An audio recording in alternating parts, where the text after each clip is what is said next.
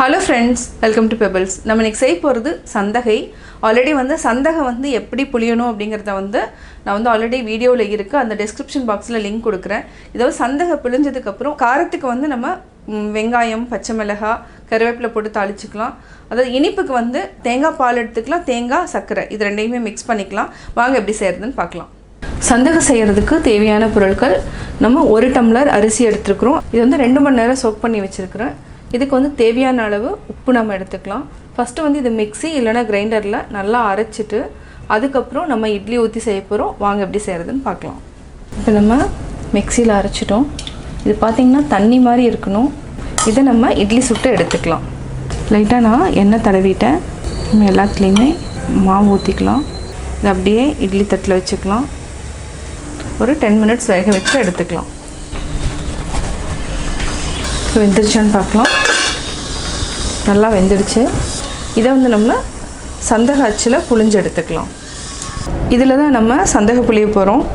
ஒன்று இந்த ஒரு டைப்பில் இருக்குது, அதாவது இந்த மாதிரி வீல் மாதிரி ஒரு இது இருக்குது. இன்னொன்று என்னென்னா சீசா மாதிரி இந்த ஒரு 2 சைடுமே இருக்கிறது அது இருக்குது. இது நம்மளுக்கு ஈஸியாக இருக்கும். இந்த மாதிரி நீங்கள் வாங்கிட்டிங்கன்னா ரொம்ப யூஸ்ஃபுல்லாக இருக்கும். புளியறதுக்கும் கொஞ்சம் ஈஸியாக இருக்கும். சிங்கிள் ஹேண்டடில் நம்ம புளிஞ்சிடலாம். இப்போ நம்ம பார்த்தீங்கன்னா இது கொஞ்சம் ஆயில் விட்டுக்கலாம். கொஞ்சம் ஈஸியாக வரும். நல்லா உள்ள தடவிக்கோங்க ஆயிலை. இதுலேயும் கொஞ்சம் தடவிக்கலாம் நம்ம ஆயில்.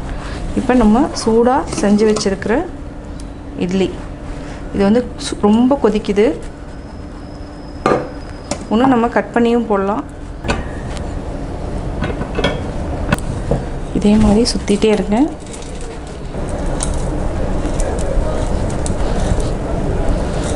இந்த மாதிரி சுற்றிட்டே இருங்க. நம்ம ஆல்மோஸ்ட்டு இப்போ பிழிஞ்சிட்டோம். அதாவது ஃபுல்லாக வந்துருச்சு. 2 இட்லி அளவுக்கு இந்த அளவுக்கு இருக்குது. இதே மாதிரி நம்ம எல்லா இட்லியுமே இந்த மாதிரி பிழிஞ்சிட்டே எடுத்துக்கணும். இப்போ பார்த்திங்கன்னா சந்தகை புழிஞ்சிட்டோம். இந்த மாதிரி இருக்கும். உதிரி உதிரியாக வரும். நம்ம எடுத்தோன்னா சந்தகை புளிஞ்சு ரெடியாக வச்சுருக்குறோம். இப்போ தாளிக்கிறதுக்கு 2 பெரிய வெங்காயம், 3 பச்சை மிளகாய், கொஞ்சமாக கருவேப்பிலை எடுத்துக்கலாம். தாளிக்கிறதுக்கு கடுகு, கடலைப்பருப்பு, உளுத்தம்பருப்பு அதையும் நம்ம ஆட் பண்ணிக்கலாம். இது என்னென்னா இந்த சந்தகைக்கு வெங்காயம் நிறையா போட்டால் தான் டேஸ்ட் நல்லாயிருக்கும். இப்போ எப்படி செய்கிறதுன்னு பார்க்கலாம். ஒரு கடாயில் 3 டேபிள் ஸ்பூன் அளவுக்கு எண்ணெய் விட்டுக்கலாம். இதுக்கு நம்ம எண்ணெய் காஞ்சதுக்கப்புறம் கடுகு, இதுக்கு சீரகம் போட்டோன்னா டேஸ்ட் நல்லா இருக்காது. கடலைப்பருப்பு, உளுத்தம்பருப்பு இது 2 மட்டும்தான் ஆட் பண்ணணும். இது கொஞ்சம் ஜாஸ்தி போட்டால் இன்னும் நல்லாயிருக்கும். நரன்னு நல்லாயிருக்கும். பொன்னிறம் ஆகட்டும்.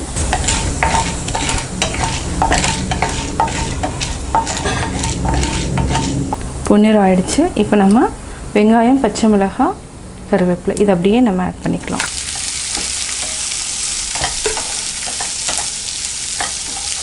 இதுக்கு நம்ம மஞ்சத்தூள் ஆட் பண்ணிக்கலாம். கொஞ்சமாக ஆட் பண்ணிக்கலாம் கலருக்காக. உப்பு சேர்க்க தேவையில்லை. ஆல்ரெடி நம்ம சந்தகையிலேயே உப்பு போட்டோம். இது ஒரு 2 நிமிஷம் வரைக்கும் நல்லா வதங்கட்டும். 2 நிமிஷம் ஆயிடுச்சு. இப்போ ஆல்ரெடி பிழிஞ்சு வச்சுருக்கிற சந்தகையை நம்ம உதுத்து அப்படியே போட்டுக்கலாம். நல்லா அப்படியே உளுத்து விட்டுக்கோங்க. இது அப்படியே நல்லா மிக்ஸ் பண்ணிக்கலாம்.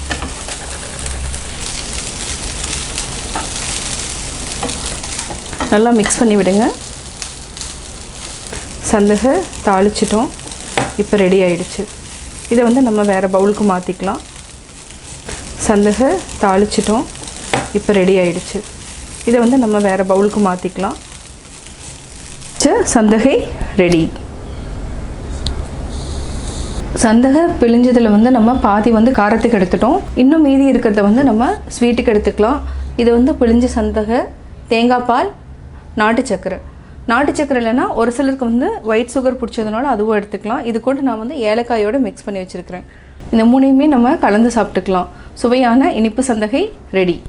இந்த வீடியோ பிடிச்சதுன்னா லைக் பண்ணுங்கள், ஷேர் பண்ணுங்கள், கமெண்ட் பண்ணுங்கள். மறக்காமல் எங்கள் சேனலை சப்ஸ்கிரைப் பண்ணுங்கள்.